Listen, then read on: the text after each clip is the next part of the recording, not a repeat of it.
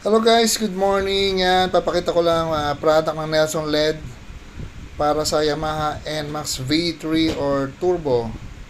Pwede sa standard o sa TechMax. Unang-una papakita natin. Yan, dual arm. Dalawang arm niya para mas matibay. At yung butas ng lagay ng ilaw at capsule hole. Ibig sabihin na-adjust. Yan, ang kinis ng gawa. Dito naka-screw. Dito may pasunod na Allen bolt na stainless with metal clip. Sa side po yan. Magkabilang side. At mahalaga ito sa gitna, nakatuloy yan sa chassis sa center post ng NMAX. Yan, papakita natin. Makinis yung gawa niyan kasi po TIG welded. Yan. Tapos naka-powder coat yan na stainless. Kaya nakakasigurado kang rust free yung bracket natin. Maski magtagal, hindi siya kakalawangin. Atin niya pahaba yung butas, ma-i-adjust yung auxiliary light para mas ma-sentrong maigi. Saka ang kainaman nun, pwede siya sa XL o sa large, ma-i-adjust mo kasi yung distansya niya sa body. Yan, kagaya niya, nilagyan natin ng M5. Ayan. Pwede yun sa M5, saka sa parang laser gun. Pag mas malaki doon, ayan, na-move siya from left to right. Pag mas malaking ilaw, may free flat bar extension. Ayan, o. So, kung may konting problema sa pagkakasentro niya, may move niya yung isa para pumarehas.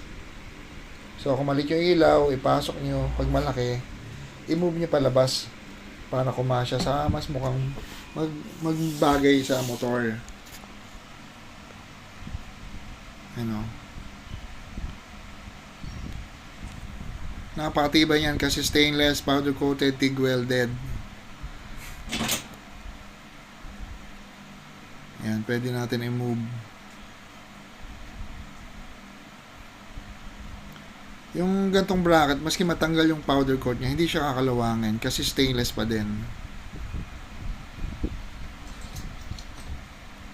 Yan, bracket by Nelson LED. Papakita natin na 304 stainless yan, hindi siya 202. So, meron tayo dito magnet. Ayan, dumikit yung dalawang coin. Ibig sabihin nun, stainless yan na 202. Ayan o. Pag 304, yan yung stainless na high grade. Yan yung ginagamit natin. Papakita natin, wala siyang dikit-dikit. Ayan o, nalalaglag yung magnet. Kaya makakasigurado ka, hindi ka kalawangin.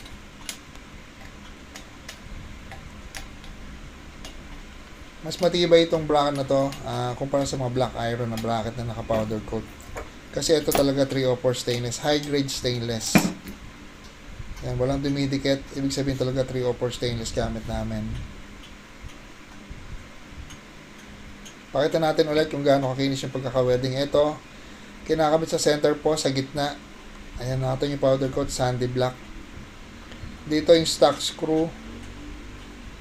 So may fairings, at dito sa fairings sa bandang side, dalawang side, may kasamang Allen bolt na stainless at metals. Kung ang magiging kabit niya pabaligtad, patusok na yung Allen bolt, papasok sa loob.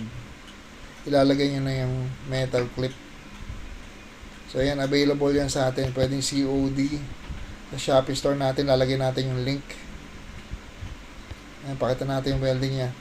Pag TIG welded, hindi na kailangan i-grind kasi pag grind, yun nagiging cost kaya nababalo yung bracket kasi rumuro po yung pagkaka-weld.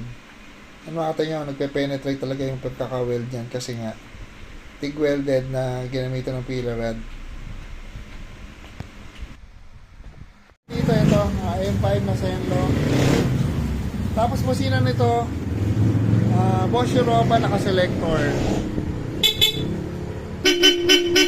So, magagamit yung stock horn saka yung Bosch Europa. Tapos yung MDL natin, nilagyan natin ng passing. Nagka-passing na yan. Tapos yung bracket niya na stainless na powder coated by Nelson LED.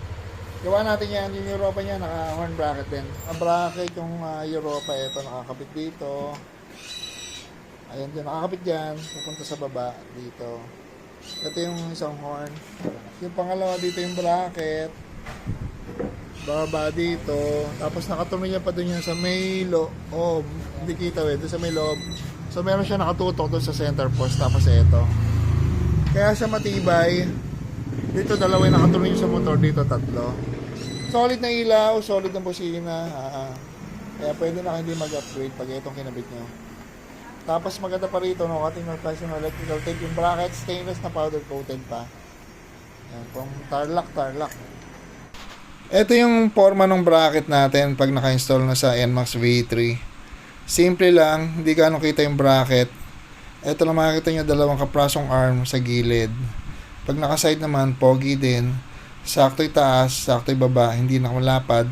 Walang naka-expose na mga arm ng bracket kaya pogi. Pwede din sa amin wholesale, kagaya nito, Exciting VS400, NMAX V2, Tipos XMAX V2, Aerox V1, PCX 160, PCX loob, Fascio, Sniper 155, Honda Click V3, at Kimco AK550. Ayan ang mga